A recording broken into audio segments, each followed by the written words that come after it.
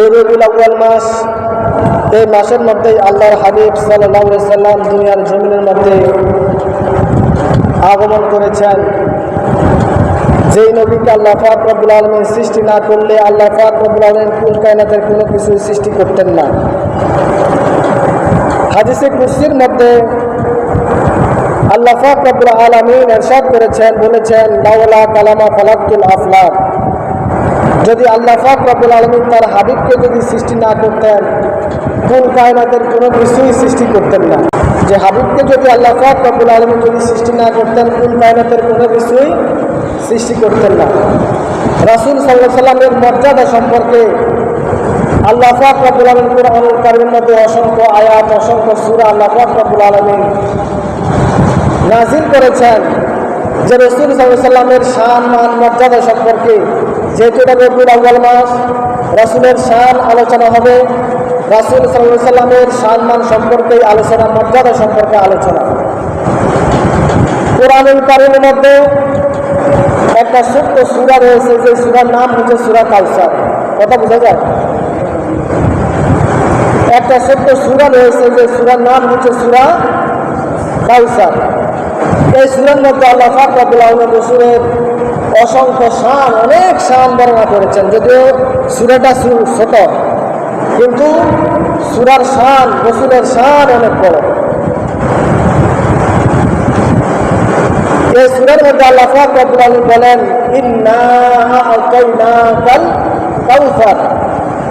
হে রাসূল, নিশ্চয় আমি আপনাকে কাউসার দান করেছি। সুবহানাল্লাহ।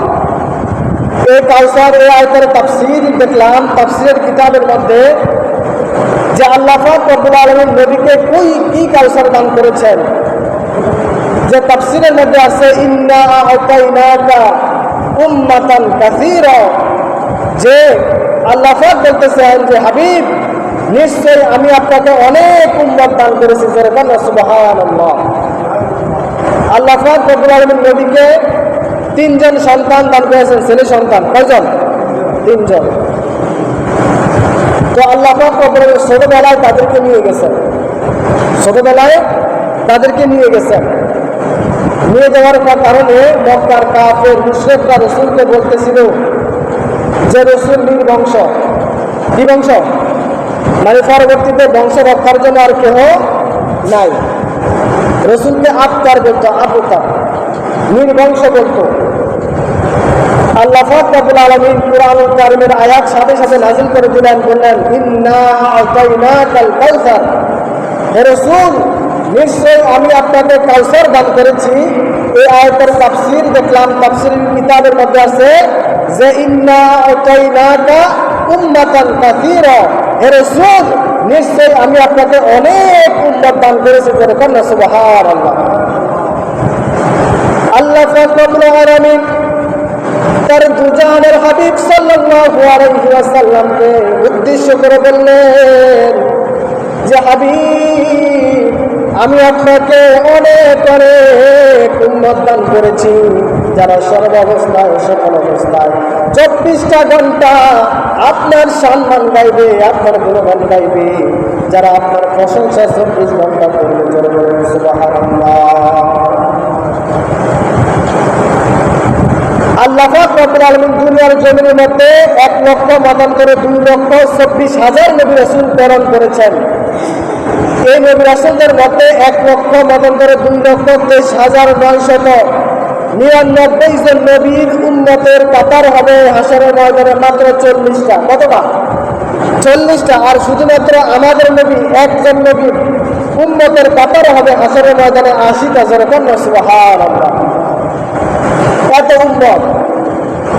রাসূলের মন খারাপ যখন হয়ে গেল, যে মক্কার কাফেররা যখন রাসূলকে নির্বংশ বলল, যে রাসূলের বংশ রক্ষার মতো আর কেউ রইল না, রাসূলের কথাবার্তা গুণগান গাওয়ার মতো আর কেউ রইল না, তখন আল্লাহ পাক রব্বুল আলামিন তার হাবিবকে সান্ত্বনা দেওয়ার জন্য বলেন, হাবিব, আপনি মন খারাপ করিয়েন না, আপনি মন খারাপ করবেন না, কারণ আমি আপনাকে অনেক উম্মত দান করেছি, যেই উম্মতরা আপনার প্রশংসা 24 ঘন্টা করবে। সুবহানাল্লাহ। আমরা এখন কথা বলতেছি, এই বাংলাদেশের মধ্যে প্রত্যেকটা মসজিদের মধ্যে আজান হয় না? আজানের মধ্যে আশহাদু আন্না মুহাম্মাদার রাসূলুল্লাহ বলা হয়। আবার আমাদের দেশে আজান শেষ, অন্য দেশের মধ্যে আজান শুরু, আবার অন্য দেশে আজান শেষ, আরেক দেশের মধ্যে আজান শুরু, এরকম আছে না? এক দেশের পরে এক দেশ, এক দেশের পরে এক দেশ, কিন্তু 24টা ঘন্টা আল্লাহ পাক রব্বুল আলামিন তার হাবিবের গুণগান বান্দাদের মাধ্যমে, জবানের মাধ্যমে বয়ান করতেছেন। জোরে বলুন সুবহানাল্লাহ। এই আয়াতের তাফসীর অন্য তাফসীরের মধ্যে দেখলাম আল্লাহ পাক রব্বুল আলামিন তার হাবিবকে বলতেছেন, হাবিব, আমি আপনাকে কাউসার দান করেছি। এই কাউসার কোন কাউসার? এই কাউসার হলো যে নাহরুল জান্নাহ। জোরে বলুন সুবহানাল্লাহ। ইন্না আ'তাইনাকা নাহরুল জান্নাহ। হে রাসূল, নিশ্চয়ই আমি আপনাকে জান্নাতের নহর দান করেছি। সুবহানাল্লাহ। কিসের নহর? জান্নাতের নহর আল্লাহ পাক রব্বুল আলামিন তার হাবিবকে দান করেছেন। যে জান্নাতের নহর হচ্ছে দুধের নহর, মধুর নহর, শরাবের নহর, মিঠা পানির নহর। যে কন্যা সুবহানাল্লাহ। শরাবের নহর মানে মধুর, যে মদ, আমাদের দেশে মদ আছে না? আমাদের দেশে তো মদ হারাম। এটা খাইলে মানুষের হিতাহিত জ্ঞান থাকে না, থাকেনি? হিতাহিত জ্ঞান থাকে না। মানুষ যখন মদ পান করে তখন মানুষের ব্রেন ঠিক থাকে না, তখন কাকে কি বলে, কি থেকে কি বলে সে নিজেও জানে না। আর জান্নাতের মধ্যে আল্লাহ পাক রব্বুল আলামিন মুমিন বান্দাদের জন্য সেই শরাবের ব্যবস্থা করে রেখেছেন। জোরে বলুন সুবহানাল্লাহ। কুরআনুল কারীমের মধ্যে আল্লাহ পাক রব্বুল আলামিন বলেন, লা ইউসাদ্দাউনা আনহা ওয়া লা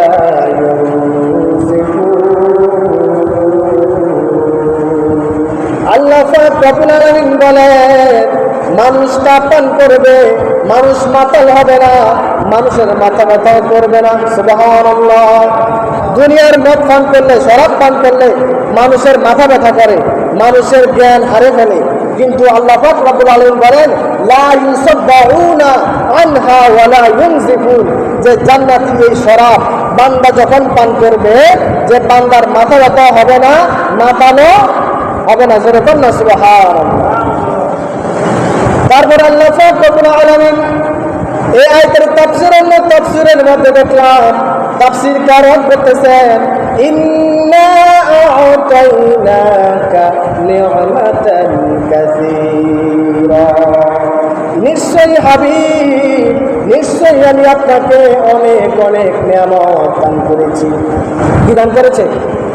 অনেক অনেক নিয়ামত আপনাকে দান করেছি, যে নিয়ামত পৃথিবীর কোনো মানুষ বর্ণনা করে শেষ করতে পারবে না, মানুষ বলে শেষ করতে পারবে না। দুনিয়ার মানুষ যদি আপনি নিয়ামতের কথা বর্ণনা করে, দুনিয়ার মানুষ হায়াত শেষ হবে, জীবন শেষ হবে, কর্মের কালি শেষ হবে, কিন্তু এই নিয়ামতের কথা দুনিয়ার মানুষ বর্ণনা করে শেষ করতে পারবে না। সুবহানাল্লাহ। এর মধ্যে একটা নিয়ামত হচ্ছে, এই যে আমাদের কিছুদিন পূর্বে আমাদের কোরবানির ঈদ গেছে না? কোরবানি গেছে কিছুদিন পূর্বে, কোরবানির গোশত আমরা খাইছি না? খাইছি। এটা আমাদের জন্য হালাল। কিন্তু অন্যান্য নবীরা এবং নবীর উম্মতেরা কোরবানি করত, কিন্তু তাদের জন্য কোরবানির গোশত হালাল ছিল না। কি ছিল না? হালাল ছিল না। কোরবানির গোশত বান্দা পশু জবাই করে মাঠের মধ্যে, রাস্তার মধ্যে, বিভিন্ন জায়গার মধ্যে ফেলে রাখত। যার কোরবানি কবুল হইত, আসমান থেকে একটা আগুনের কয়লা আসতো, আগুনের ধোঁয়া আসি এই গোস্তটাকে, পশুটাকে একবারে জ্বালিয়ে পুড়িয়ে ছাই করে দিত, যাদের কোরবানি কবুল হইত। আর যাদের কবুল হইতো না, তাদের ওই পশুগুলা জায়গায় জায়গায় জায়গা জায়গা করে থাকতো। তো মানুষ কত লজ্জা পাইতো, হায় রে, মানুষ দেখে বুঝে পেত যে অমুকের কোরবানি কবুল হয়েছে, অমুকের কোরবানি কবুল হয় না। এবং তাদের জন্য এটা হালাল ছিল না, খেতে পারতো না, তাদের জন্য এটা হালাল ছিল না। আল্লাহর নবী সাল্লাল্লাহু আলাইহি ওয়াসাল্লাম আল্লাহ পাক রব্বুল আলামিনের কাছে বলেন, আল্লাহ, আপনি আমার উম্মতের মধ্যে এমন সিস্টেম আপনি জারি রাখেন না, যদি রাখেন তাহলে আমার উম্মতেরা দুনিয়ার জমিনের মধ্যে লজ্জা পাইব, লজ্জা পাইবে কার কোরবানি কবুল হয়েছে, কার কোরবানি কবুল হয় না। মানুষ দেখে বুঝে ফেলবে যে অমুকের কোরবানি কবুল হয়েছে, অমুকের কোরবানি কবুল হয় না। মানুষ তখন আরেকজনকে মানুষ লজ্জা দিবে। আল্লাহ আমার উম্মতের কেমন লজ্জা দিয়েন না, আমার উম্মতের জন্য এই গোশতটাকে হালাল করে দেন। সুবহানাল্লাহ। আল্লাহ রব্বুল আলামিন আমাদের জন্য আল্লাহর নবী যখন দোয়া করেছেন, আল্লাহর নবীর খাতিরে আমাদের জন্য কোরবানির গোশতটাকে আল্লাহ হালাল করে দিয়েছেন। আল্লাহর হাবিব, আমি আপনার উম্মতের জন্য কোরবানির গোশতটা নিয়ামত হিসাবে হালাল করে দিলাম। আর কারোর জন্য হালাল ছিল না, একমাত্র আপনার উম্মতের জন্য হালাল করে দিলেন। সুবহানাল্লাহ।